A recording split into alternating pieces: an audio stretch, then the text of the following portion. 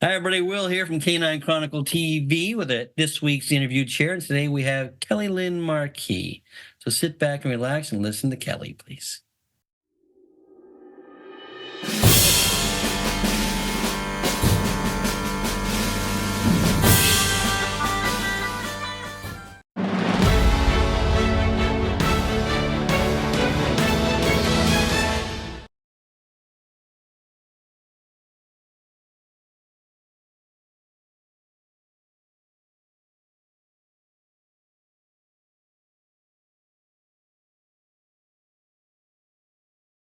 Everybody, Will here with this week's interviewed chair. And this week we have Kelly Lyn Marquis. How are you, Kelly? I'm doing great. Good. You look great. Thank you. Thank you. How was your Nice to week? be at home and working from home. That's a new concept here. I know. I just got in last night. I'm exhausted, but that's okay. We carry on. How was your weekend? It was great. We had two concurrent shows. We had Connecticut River Working Group. So we had some working group specialties and running an all breed show. So it was a go, go, go, go, go, go, go weekend until you think you don't have any more gas in the tank, but you keep going, and that's what we do. So it was fun. That's it. That's what we do. All Yes. right. Well, let's get started. Tell me how you got started in this sport of dogs and how old you were. So my mom's first Doberman was born the year I was born. My mom and dad both had wanted pets when they were younger, couldn't have them.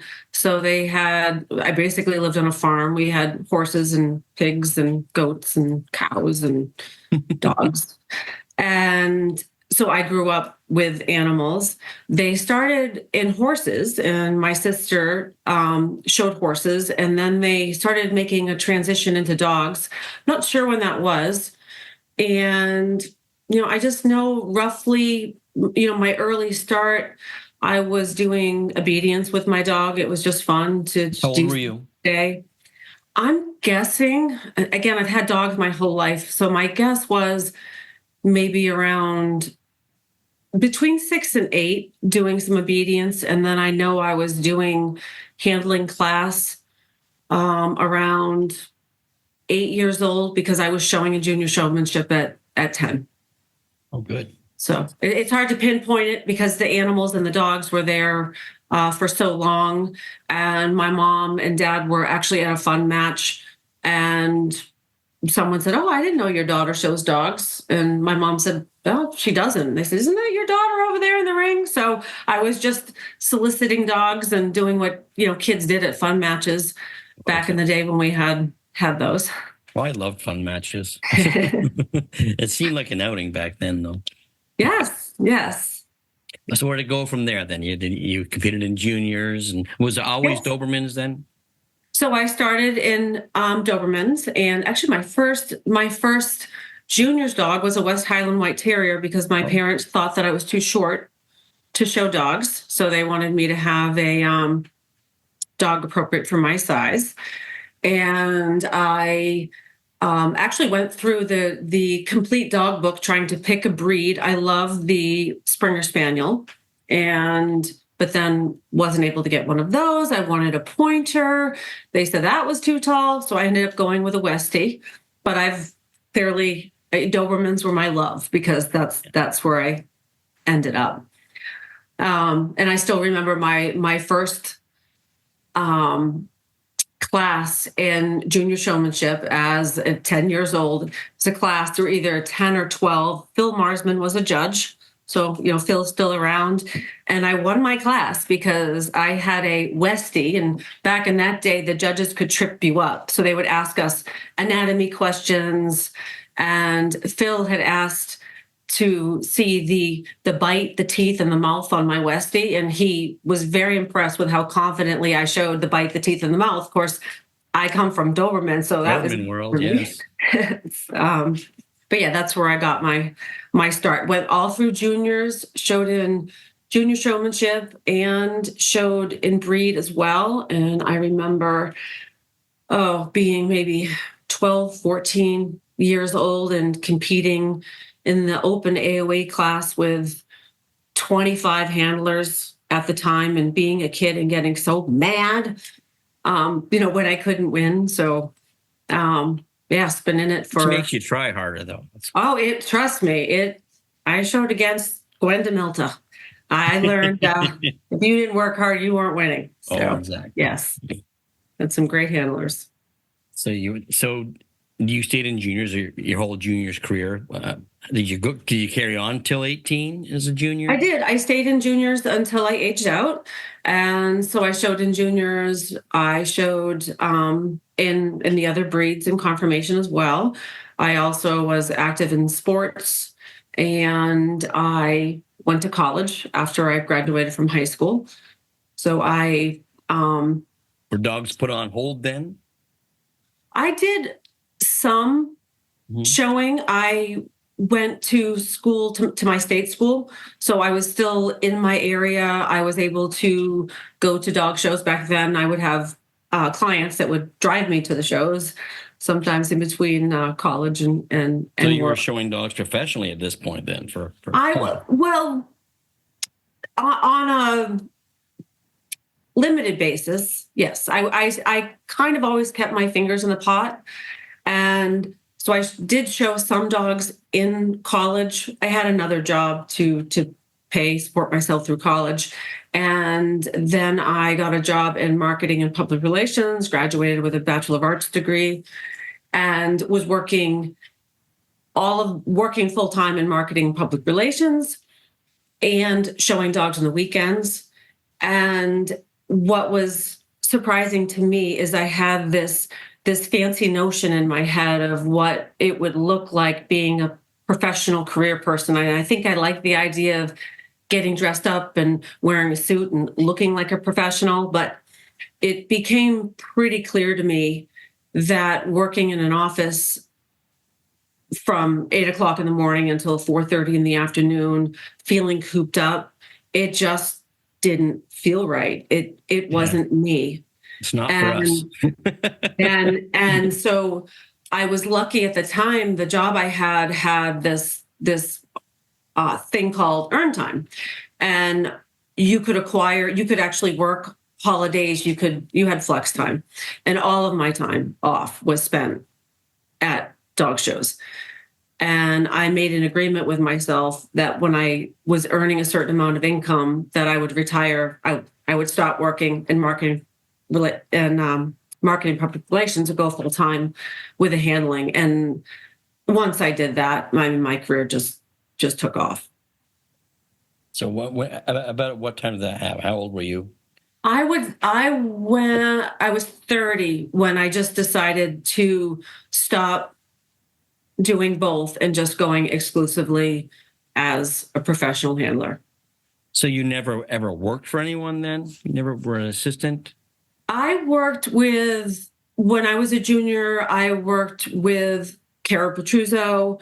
But I did not travel with a handler. I would work a lot ringside with Gwen DeMilta, Terry Hunt. And there were just lots of Doberman handlers that I worked with. And, when I was 12, 13, 14, they had me going back in the ring on their dogs. But I did not go off and work with a handler. As a matter of fact, you grew up in dogs, so it was a kind of education. I grew up in dogs. But what actually I find funny is when I was finished up my campaign with Raisin, it became I'm very single-minded, and when I focus on something, I focus on something. So my life was Doberman, Doberman, Doberman, Dobermans. And when I was done showing Raisin, I thought, boy, there's a lot else out there. You really should learn how to groom terriers and some of these other breeds, and you should learn to do that. And I was curious about it, and I did show Springers, which they would scissor for me, and I would blow the coat out. I enjoyed that. And it just got to a point that at that age, I thought, I really like these wash and wear dogs. I'm doing well, like financially, I was fine. And I just made a decision where I'm like, no, I'm open to showing other breeds. I enjoyed showing other breeds. And I would have people, like I had a Portuguese water dog client that ended up asking me if I could show a Portuguese water dog. And I said, I can't trim it, I can't touch it, but if you can spray it up and groom it, I can show just about anything. And that was fun for me. I would actually have some clients that groomed up all of their dogs, and my, friends would laugh at me because, don't give me a brush. I don't know what to do with that. But I loved working with the different temperaments. I love hair. I mean, it's fun, it's beautiful, but no, I don't have any expertise. Do not give me scissors or a brush. I don't know what to do with it. Well, it's interesting because there are working dog handlers. Like, in America, it's easier to specialize than any place else in the world because of the numbers, obviously. And when you have a specialized, like a Doberman handler or a boxer handler, you guys get so good that it's amazing. It's so much fun to watch. Well, and for a little while, I felt less than because I didn't know all of these things that the other handlers knew. But when I would talk with other handlers and they would talk about Doberman handlers, it actually did make me feel really good about what we do know, because Dobermans are a naked breed, you need to learn how to camouflage and create these illusions by how you stack your dog, how you get your dog to lean and position themselves, how you draw attention to the dog's attributes. And you need to do all of this with a naked breed. So what some people do with coat, we do just knowing exactly how to position a dog, get a dog fired up, really knowing how to, as I would say in my book, when I talk about Gwen DeMilta, is learning how to manipulate bone and flesh. And back in the day when I did show only Dobermans, I had 11 Dobermans. I mean, that was 11 Dobermans, a couple, 11 Dobermans, and a couple boxers, couple other breeds for one person. That was good. That was great. I was happy with that. Oh, for sure. And then times more than enough.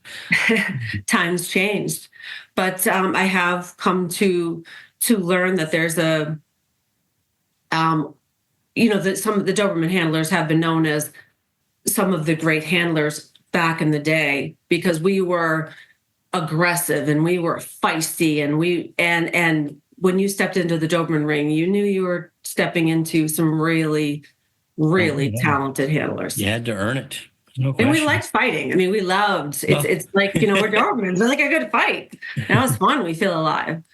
Yeah, that happens even up here. I'll watch the Doberman ring, and there's a few that are so competitive even up here, and they get into it. It was when I showed labs for a while, and when I first went into the lab ring, it's all intense, and I looked around.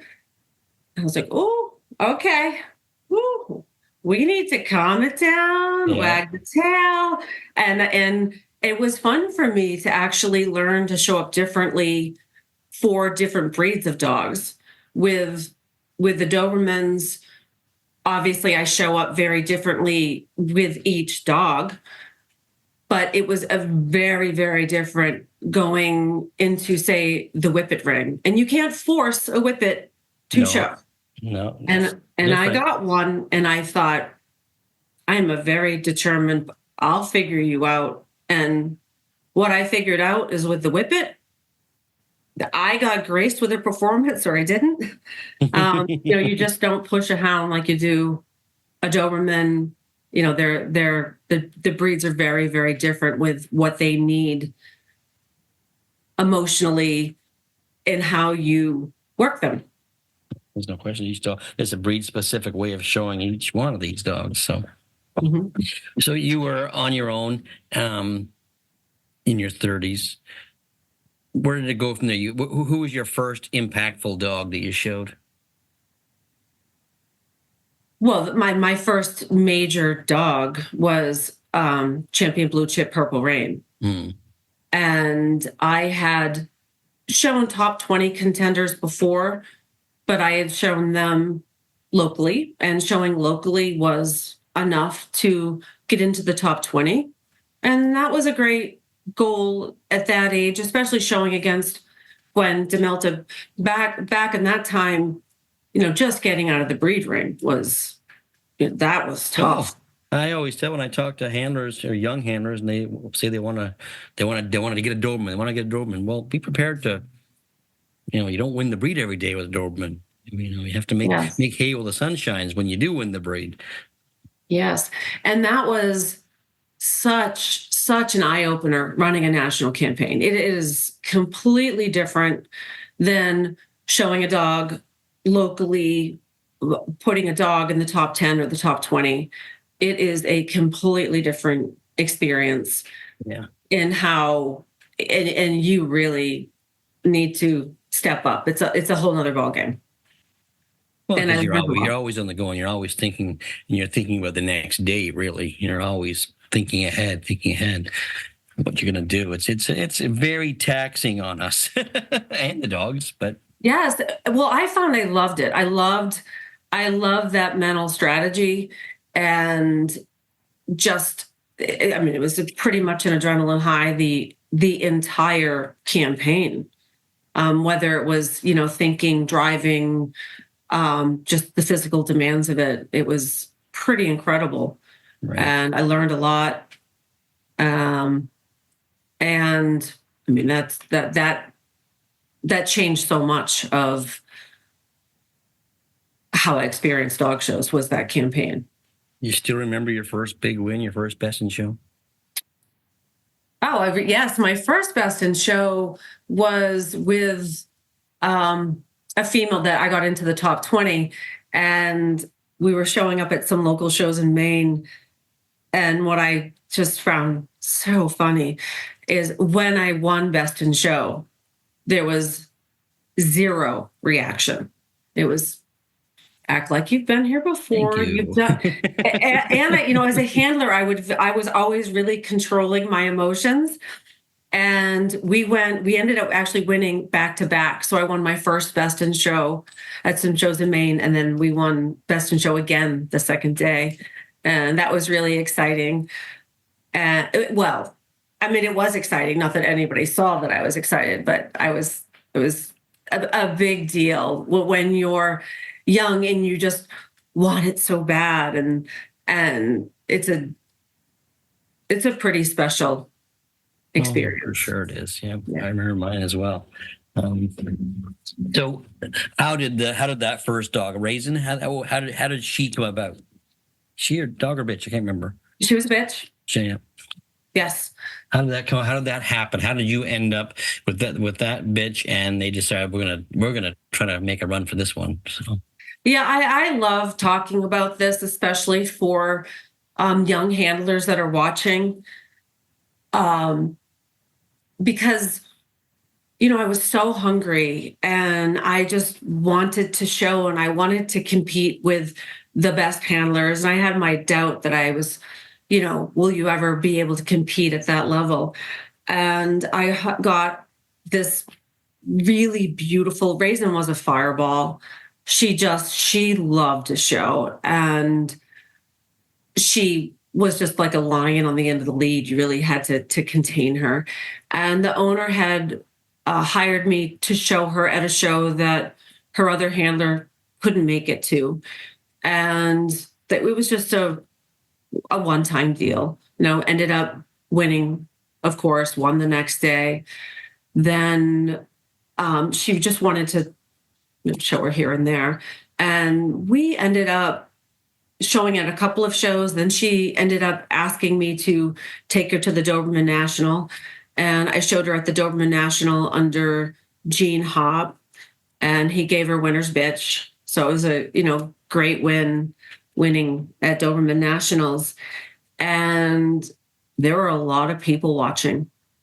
And it all just came together without me even trying. I used to, go to Andy Litton and say, well, how do you find a backer? And Andy said, they'll find you. And of course I'm young. And what do you mean? Like they'll find you, and I think now that I'm older, I can understand when you see talent, and Andy saw talent in me, and he said, they'll find you. So when I was off the Doberman National, I was approached by Roy and Joanne Kuzumoto, and they asked me if I would go to dinner with them and their handler Mo. And they had said, Mo needed, at some point, maybe Mo was going to retire. They wanted to work with someone younger, and being able to have a couple of different handlers would be helpful. So they just expressed interest in possibly showing Raisin, maybe having me show a couple of their class dogs, and it all just fell into place. And I just felt, I was unproven at the time, and I knew I had a great dog. I knew I had great owners, and I just didn't want to mess it up. And it was just an incredible ride. My owners believed in me. My dog believed in me. It was just me that didn't believe in me. And I learned so much. In my book, I talked with Taffy McFadden, and Taffy talked about how when she showed Spirit that she was just her armband holder. And Raisin was that kind of a dog for me. She was just strong. She was solid. I didn't have to fix her. I didn't have to change her. And when she showed, it was just, wow, she lived to do it. And it was incredible. Well, you touched on your books, and I was going to bring it up anyway. So let's talk about your book. How did this all come about? Again, it's some of what amazes me is some of the most amazing things just happen. And the book, I had gone through the book some is called Behind the Scenes of Best in Show. Yes. So the book is called Behind the Scenes of Best in Show, Intimate Moments with the Masters. And I interviewed, I think, 12 handlers in the industry. So I could show different perspectives. One of the reasons why I wanted to do that is because I understand how I work, but I really wanted to understand how other handlers work. And I had been at a place in my life where there were a lot of life changes, and I was interacting with more non-dog show people. And when I would describe what I do to non-dog show people, I was actually getting fascinated with what it is that I do. Because like a fish in water, you don't know who you are out of the water. When I would describe what was going on in my head, the decisions that I made, I was finding myself much more fascinating. and I thought to myself, if I have all of this going through my head, what is actually going on in the heads of these other handlers when they're making these decisions, when they're having to make these calls? So that was one of my thoughts for interviewing many different handlers. And I also saw so much value in the other handlers, and the book wasn't supposed to be about me. The book was supposed to be about us. And the other thing I find very, very interesting is I was never a writer as a child. I excelled in math and science, and the desire to write came out of nowhere. It was this, I would say, a calling as I was stepping back from dog showing and giving me more space to try to have more life balance. I had more downtime away from dog shows, and I kept feeling this churning that came from my gut, this desire to write, and I didn't understand it. But it was getting so noisy, and I had all these thoughts that I was working one day, and I said, okay, Friday, I will sit down with you on Friday. And I went out on a Friday morning and sat next to my rose bush outdoors, and I just started writing. And it ended up being my first article, Be the Change You Wish to See. And it felt really great. It just poured out. And when it poured out, I just felt better. I didn't know if it was any good. I closed my laptop and was like, oh, thank God that voice just was quiet in my head, and I felt calmer and I was done. And I ended up about a I week. understand that. Yeah, it was just, I didn't understand it. And about a week later, I opened up my laptop and read it. And I thought to myself, this is really good, but what do I do with it? And so this desire to write started with writing some articles.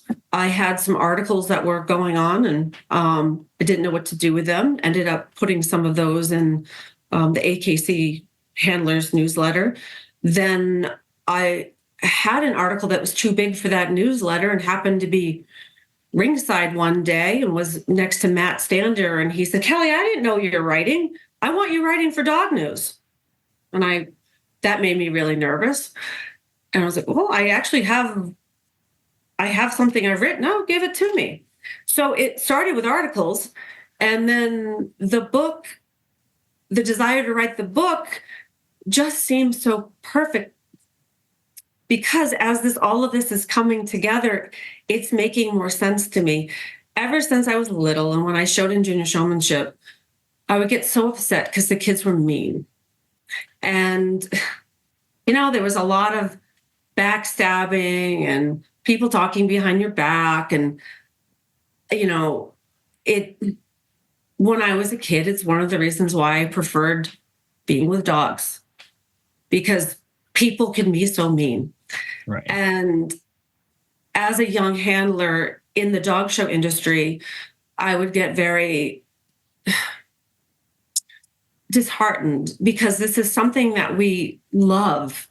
And people were so angry at each other and angry at AKC and angry at politics. And I wanted to help be a solution for that. Yet when I got into showing, I did my best to show up and be my best version. But, I had my share of anger, frustration, and things that I brought into it. Yeah. We're people. We're people. And I think that's even some of what I was coming to the conclusion of, man, being a human, it's not easy. No. And so a huge underlying why my book is comes from the heart. It's because I wanted to make a difference. And my hope is that this book can help make a difference. It talks about the struggles that we have as handlers and as humans. And sorry. Yes. How long did it take you to write the book? It took 4 years. 4 years. 4 years. And I was fascinated. I was curious. I didn't understand. I didn't have an outline. I knew where my heart was, and I just wanted to follow it and see where it went. And it would just lead me to be curious about Taffy McFadden. And so I said to Carissa, who I show Dobermans with, I didn't know Taffy personally. And I said to Carissa, do you know Taffy? Could you reach out to Taffy and see what she would be open to doing an interview with me for this book that I'm writing? And Carissa said, oh, yeah, sure. So Carissa helped bridge some gaps. And I just followed my intuition with curiosity for just to show up and just start asking people questions and just seeing where the book flowed and took me. And it was really fun. It was fun to do something different. Again, I didn't have an outline, and yet when the book was done and I look back and I'm like, oh, looks like I had a plan. Yeah, it is. But it was fun to go from left-brained, have to have all my ducks in a row, Kelly, to just showing up, following my intuition. It was fun when I would interview someone new and I was nervous. I would start thinking, well, how does a dog feel with this person? And I would start feeling people's energy. So the book was a lot of fun for me to write. And it's just been something that I always wanted to do. And at the end of my I don't want to say the end, I'm still handling, but there was a part of me at one point that felt like that calling that I had to always do something. I had sort of given up on that. I just hadn't figured out how we would do that. So this book feels like a completion in me where I've been able to honor that part that Right. just wanted to give back to the community and to just show just how much we give. I mean, people on the outside sometimes see us handlers as these strong people, and we're always conquering and winning, and we win all these ribbons. Yet handlers they're such giving people. When I started working on the book, everyone I asked, just really, really busy people, and they stopped what they were doing. And Kelly, how can I help? And it really took me aback because it was powerful, the kindness.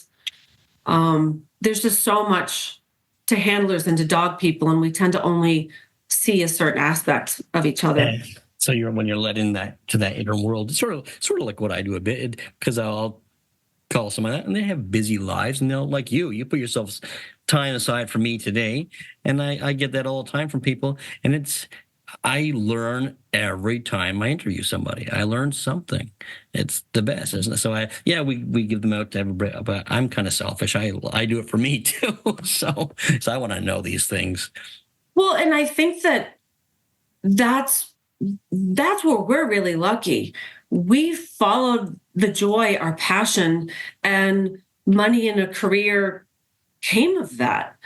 I think the majority of dog people, they're not in it for the money. They love the dogs. They love the experience. And we are really fortunate people that we get to follow our joy and do what we love. And I actually, I hope that's actually a message in my book, is just trusting it, following it, and the rest will come. And we should love what we're doing. No, for sure. I'm looking forward to reading it. I have it here, and I'm going to put some time aside and read it, and all the different people. I can't wait to hear from them. So it's going to be fun. So what's next for you? You have any judging aspirations? I've considered that. I wrote in the final chapter that I do write about is on burnout and following your passion. And for me, which I resonated with you, I've heard with some of the challenges as you get older and your body is not loving running around in circles as much as it did when it was younger. The mileage starts to build up. Yes. And so my last chapter of my book, I write about these feelings that I was having with, well, what's next? What's next when this has always been my passion and this has always been my joy, was showing dogs, but now my body's not wanting to do so much of it. And honestly, I don't necessarily know what's next. What I do know is that I really enjoy writing, which is fun. I love connecting and talking with people like you. I love learning about what's going in our heads and connecting more with people. So if there could be a next step where I'm able to, maybe I am teaching some one-on-one workshops and coaching. I love coaching because one of the things that I loved about dogs is when you get this dog that is so insecure. Taffy talks about this. Michelle talks about this. Janice talks about this. There's actually, it was predominantly women, but their greatest joy is taking an insecure dog and building its confidence and having it step into the show ring and just like, pow, here I am. And you just watch them grow and grow and grow. I like doing that with people now. So if there's an opportunity to coach more people wanting to learn how to show dogs, I believe that I have like a holistic, and I know that word is sort of, overused, but learning to be a great dog show handler is going to serve you. And when I watch people with their dogs, I can see their energy and maybe how they're lacking in confidence. And when I'm teaching a class, one of the things that I'm teaching them is it is your job to project and to be confident. And your dog feels that. Your dog feels your energy. And so for many people that might have been insecure in themselves, they're going to step out of their comfort zone for their dog. Oh, for There's sure. so much we won't do for ourselves that we'll do for our dog. And, I also feel I'm very empathic. When when I'm coaching people, I can feel their energy if they're open to it. I always ask first. But when I'm showing a dog, this was 2 weeks ago, I had an owner come up to me and she was asking me why her dog was turning and looking at her on the go around, and she was running around with her hand behind her back. And I said, well, it could be any number of things. It could be 20 different things. Let me watch. And I watched her going down and back with her dog, and I wasn't necessarily getting a read on it. And so I said, do you mind if I take her down and back with myself? And when I started taking this bitch down and back, I could feel in through her loin area that she was very sensitive, and she was highly sensitive, and she was sensing everything going on in the dog show. And so then I went back and I shared that this dog is there's a lot of energy going on in her because she's on high alert. And so the more confident the owner is in being able to be strong and be self-assured, the less need the dog is to feel reactive and worrisome. And so that would help settle her energy down. So these things are there's a lot of learning that can go into this person becoming a better dog show handler. It's going to teach her to be stronger with her energy, even with other people in the world. Oh, So dog shows alone have done that for people. Yes. And whether, when they come in, if you want to do this, you're going to need to have thick skin. And so where I see myself would love to go in a direction would be to be coaching more people, more coaching. I would even love to be speaking with kennel clubs for people that really want to make a positive difference. I think we need a lot more leadership we're facing a lot of challenges, and we do need people to step up and lead and take responsibility and to do it in a compassionate way. So I don't know what that means. But it sounds busy. Yes, and selling and marketing my book. I also think it has the potential to bring a lot of new people into the sport, and we could really use that right now. I hope that works out. I'm sure it'll work out for you. It sounds like it's going to be a great read. So I think it'll be successful, Cal. Okay, we're going to go with that. So we haven't talked about mentors. You touched on some people, yes, but you've only touched on them. I want to know who was impactful in you becoming this handler you are. So in terms of mentors, I think this is it's a great question. As I said, I didn't work with anyone specifically. No mentors. Some of my mentors don't even know they're my mentors. So well, that's an excellent point. My mentor, Gwen DeMilta, absolutely was someone that she was up on a pedestal to me in terms of how a lot of us. Yes. It was just magic. When a dog was placed in her hands, it was magic. Gwen will openly admit to you that when it came to business, that wasn't her strong suit. Terry Hunt was more professional. So Terry knew more the business end of things, contracts and such. So I would go to Terry for things like that. And then Gwen was someone I was just always aspiring to be able to handle like her. And what I think is beneficial when it comes to mentorship that I can say is that I know for me, it was a great disservice not having more mentors. And another thing that I found very interesting in doing my interviews for the books is I didn't have any male mentors. And men conduct business very differently in general. And I will even find, even now in my life, I have a heavy, a lot of female influence, a lot of female friends. And I will find, no, I need to go get male perspective here. So I think that that's very helpful. It's just very helpful having multiple perspectives because people see things very, very differently.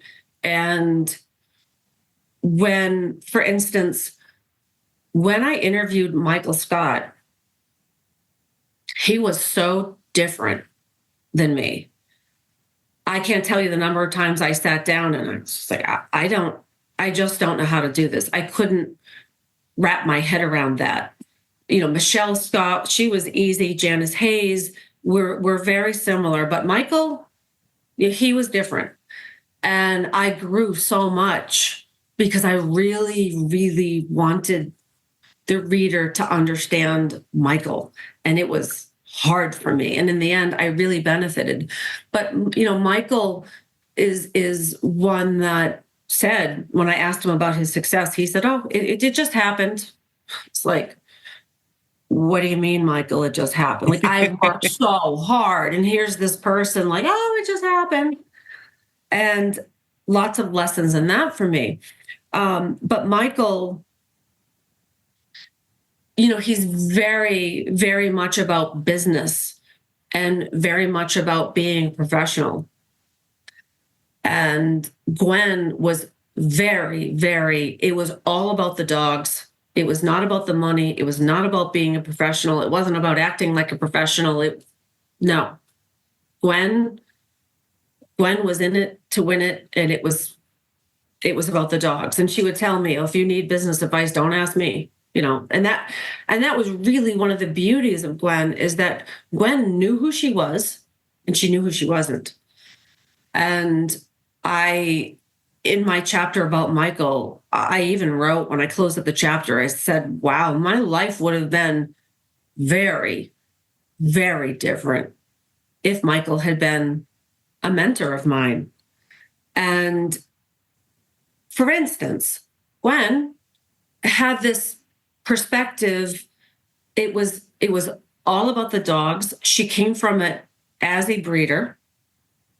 And if a judge was not in integrity of the breed and they did a poor job, in her opinion, judging it, that was wrong. They needed to be held accountable. That was basically their throat should be slit. Like, it was terrible. And I lived with that. Like, that was my reality. That's what I was competing against. And then, the integrity, and you need to go talk to these judges and you need to tell them, and it was very, very different. And then Michael says, it's a game. What? It's a game? Michael, this is serious. Now, Michael's serious, and I make light of it when he says this, but Michael's very, very specific that he has a job to do, and he has handlers that hire him to do a job, and he's there to be a professional and to conduct himself professionally. And it is the judge's job to judge the dog. It is the breeder's job to breed. It is the judge's job to judge, and it is the handler's job to handle, pick the judges, and make the right decisions for the dog. And there's just such clarity that Michael brought to the table that was very, very helpful to me. So He's that I kind of can't. guy, though. I've spent some time with Michael, and he is that kind of guy. He's very structured in his approach. So Yeah, and I've just found myself laughing in the interview. And honestly, I wasn't planning on interviewing Michael. I interviewed Michelle, and she kept saying, "Oh, you should talk to Michael. You should talk to Michael." And we happened to be at a show, and she asked Michael if he would do an interview with me, and we did. And Michael says, "Great dogs are made." And I'm like, well, I've made great dogs. Like, I've seen a beautiful dog, and I've gone in there and I've worked it and I've worked it and I've worked it and I've turned it into an incredible dog. And I'm looking at Michelle going, is he for real? And he said, oh, yeah. I mean, when I was younger, I did all that stuff, but no, I give the needy dogs to Michelle. I was like, wow, like he knows who he is. And then speaking with Michelle, Michelle, she doesn't like the campaign. She likes nurturing, and she likes making people happy. And it really was just so fascinating to me, just seeing how Michelle can just be Michelle and Michael is him, and they're both good with who they are. And it was very eye-opening for me, as well as being a sole proprietor. I run my business on my own. It's just me. And seeing a husband and wife team where I guess I could say, wow, they're so lucky because they working together. It's, oh, no, this dog's a better fit for you. And oh, this dog's a better fit for you. Whereas for me, any client that came to me wanting to show the dog, I had to figure out how to make myself make that happen. And now, having had some experience, now I look back and sometimes it's just, this dog would be better served with someone else. I don't think we're a good fit. But boy, back then I thought I needed to have every solution to any problem that came along. And that was my job. And being able to see how the husband and wife teams work together, it was just amazing for me. So perhaps in my ignorance, and having not had mentors and not worked as a team like this, perhaps my own ignorance is helping me write a book for people that are learning to be able to, cover some dynamics about maybe what not to do and some things to do. there's no question, because it is. I remember, when I had partners and whatnot, it was almost a stay in your own lane mentality. Oh, I can do that, and you can do this, and it's every once in a while that dog will come along that we both would look at and go, well, I'll try this and you try that, and come up with a solution. So yes, and as someone that's like been trying to navigate all lanes, it is liberating to just go, I'm just better if I stay in my lane. And having the sense of knowing who you are and knowing you don't need to be all things. Maybe just somebody else is a better fit. And this, in the writing, my intention was, it's not a how-to book. I tell stories, and people that want to learn are going to learn and pick up what they need reading the stories. yeah, that's the best way too. It's easier to come across to most people with stories. So when you give them just a recipe of how to do something, a lot of people can't see that. So I thought this was just a handler thing. We don't like being told what to do. I know I don't like being told what to do. And so it's more, unless I ask, and then please tell me.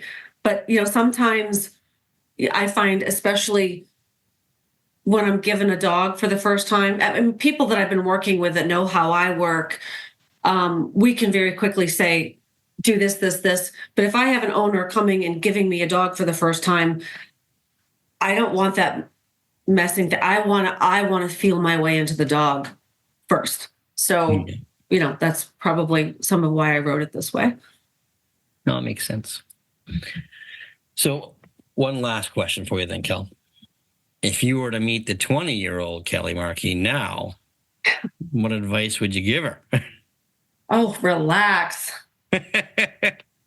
Yes, just relax.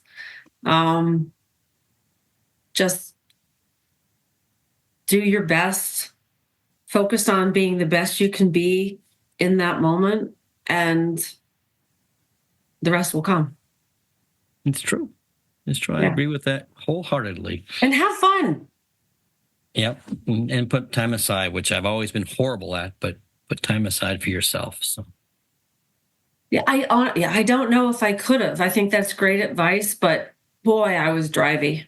yeah. Boy, I was drivey. We're And young, we're ambitious. We want to yes, climb that mountain. but it's good for people like us being able to say that, because then as you get some of that driviness settles down a little bit, you can say, "Oh, that's right. Will said this. Now it's time to settle." But absolutely, yes.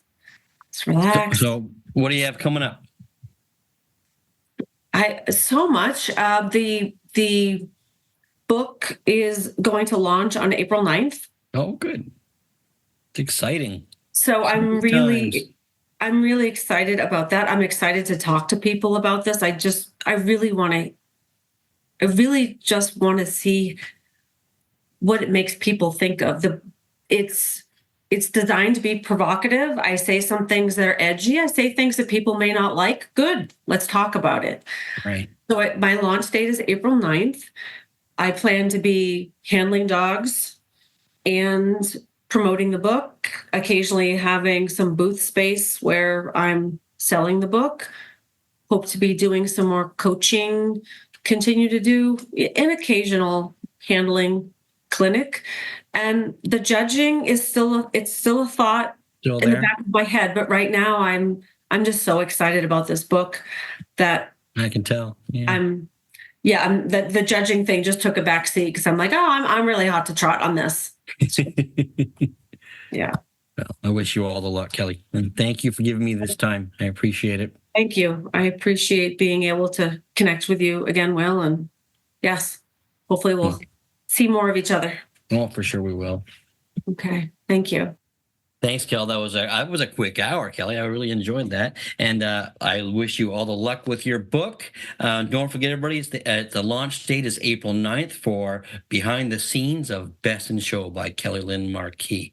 So, if you liked what you listened to here, please make sure you press the like, share, and subscribe button, and don't forget about the podcast, The Dog Show Drive, with myself, Wayne Kavanaugh. And if you want to get a hold of me at Will Alexander's Dog Show Tips. Until then, take care, guys.